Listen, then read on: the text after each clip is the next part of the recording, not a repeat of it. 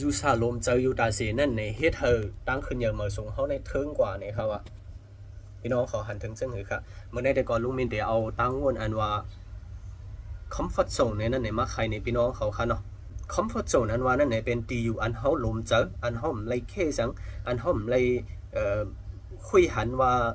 อ่ำลมเจออีฉังนั่นเนี่ยอันนั้นเขาเข้ามาคอมฟอร์ตโซนเหมือนเจ้าหน้าเขาอยู่ในห้องเขาอยู่ในเฮือนเขาเองก็ตับโหลเสือเจอเผออันว่านั่นเนี่ยอันนั้นเป็นคอมฟอร์ตโซนเจ้าเก่าก็บอกว่าที่อันเจ้าเก่าลมเจอนั่นน่ะเนาะยกก็ตั้งเฮ็ดอันเจ้าเก่าลมเจอนั่นน่ะตับโหลลาดต่อเผอเหมือนเจ้าน่ะเนาะก็เป็นตั้งเฮ็ดอันเจ้าเก่าลมเจอแกตั้งเฮ็ดอันเจ้าเก่าลมเจอตีอยู่อันเจ้าเก่าลมเจอนั่นเนี่ยมันเฮ็ดเธอเจ้าเก่าขึ้นเยอะมาสูงเนี่ยเนาะมันเฮ็ดเธอเจ้าเก่าขึ้นเยอะมาสูงนั่นมันเทิงเนี่ยครับอ่ะตอนตาเด็กขึ้นเยอะมาสูงอันว่านั่นเนี่ยมันก็กาเลยออกเนื้อตรงอันเนี้ยมันกาเลยออกเนื้อตั้งเฮ็ดอันเนี้ยกาเลยเฮ็ดอันเหมืออันเจ้าเก่าหันว่าเดเป็นลองเสียงตาตอนตาเจ้าเก่าอันเจ้าเก่าเลยจุดเพื่อได้เฮ็ดเอาอันเจ้าเก่าอำไล่ล้มเจอก็เฮ็ดเอาก็สัมเดเป็นพรลีตอนตาตัวเจ้าเก่านั่นเนี่ยเขาขาดหลุเลยเฮ็ดอันนั่นก่อนมันจังขึ้นอย่างเหมือสูงไล่เนี่ยอันนี้ห้องว่าเขาออกเนื้อคอมฟอร์ตโซนเจ้าเก่าเนี่ยเนาะตัวอย่างเนาะเขาเป็นโกนก่อนเพราะคือรัดตัวเปิ้นก็คือเขาเนี่ยเป็นโกนintrovert นั่นน่ะเนาะบอกมาเป็นอ่ำปอรัดตัวเผออยู่ห่างไกลๆเนี่ยนั่นน่ะเนาะก้อยก็ว่าแต่เหตุการณ์มากมีว่าสังว่าฉะนั้นเนี่ยอยู่ห่างไกลเนี่ยมันขึ้นอย่างเหมือสูงเลยหรอมันต้นขึ้นอย่างเหมือสูงเลยครับเขาขาดตีเหตุการณ์มักมีอันเลยก็ยาเราเลยกับสืบเปิ้นเราเลยอุบเปิ้นเราเลยลาดเปิ้นเนี่ยเขาขาดตื่นมีตื่นแต่เลยเฮ็ดอยู่ตาเสียวแลเนี่ยพอเขาเป็นโกนก็อันพอลาดตัวเปิ้นเนี่ยเขาก็กะเลยพึกลาดเขาก็กะเลยเข้าเพราะว่าเขากว่าจูเนื้อตรงวงจังนั้นก้อยเนี่ยเขาจังเลยตั้งหูเขาจังเลยตั้งบทเขาจังเลยแห้งเจอดีนั้นมาเนี่ยนาการเขามันจังขึ้นเยอะมาส่งมาบางปอมาเนี่ยเขาเคยเปลี่ยนเสียมิ้วเขาเคยเฮ็ดเสียมิ้วเขาเคยเตะเสียมิ้วนั่นเนี่ย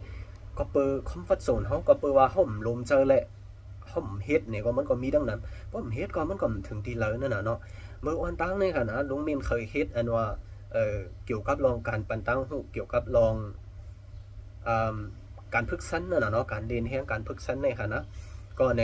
ลุงมินก็เตเฮ็ดเนี่ยก็เป็นเฮ็ดมาเนาะตอนเหลียวได้ก็ลุงมินก็เข้าใจเฮ็ดคอนเทนต์มาเยอะ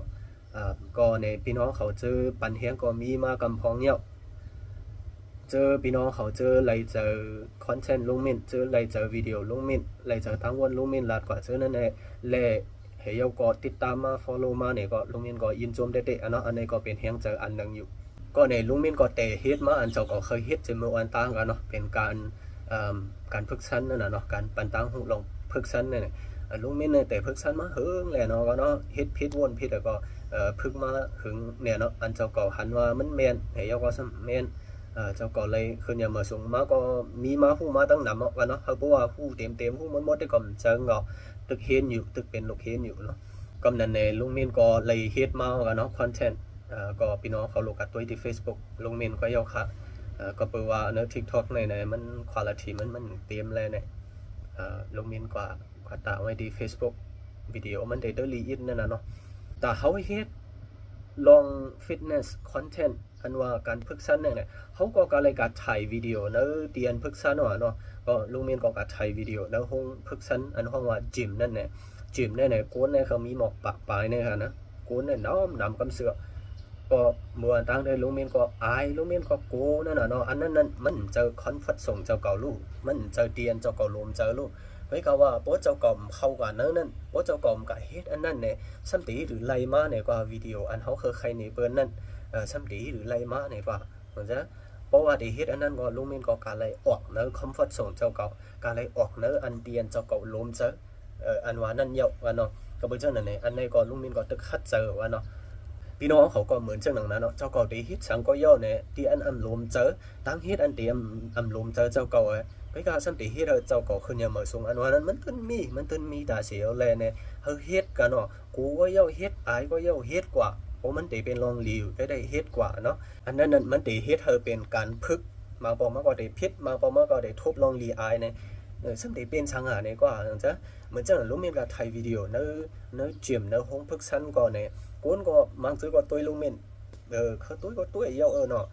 เขาเจ้านั้นมาปั่นเงินลงเมนฮะเขาเจ้านั้นมาเล่นเขาลงเมนฮะเขาเจ้านั้นมาตัดต่อวิดีโอจอยลงเมนฮะเขาเจ้านั้นมาเฮ็ดสังจอยเนี่ยก็เฮ็ดสังจอยอ่ะเนาะ不正呢เขาสัมเดียตัวเสือเขาอย่างเขาสัมเดียเสือเจอเขาอย่างนี่ก็จองเขาทำเสือเจอเขาหือก็เขาก็เป็นกวนเขาก็เป็นกวนไงกวนหัวม้วนกินเขาหนังกันไว้ลูกเขาสัมเดียเสือเจออย่างนี่ก็มาเพราะเมื่อเด็กพิษอยู่ก็ed.orgก็ลองพิษเนี่ยมันตีให้เธอเป็นลองการอันเขาตีไรมุ่นเมกว่ามือนาเนี่ยมันก็เป็นลองหลีไว้เขาขาหลบพืชออกในคอมฟอร์ตโซนเจ้าเก่าเนี่ยเมื่อในเด็กก่อนลงเมียนเข้ามาใครในหนังไหนกันเนาะก็ยินจมเจออันปันแหงลงเมียนตั้งเสียงค่ะเนาะไว้ขึ้นยากันเที่ยงวันค่ะมาส่งค่ะ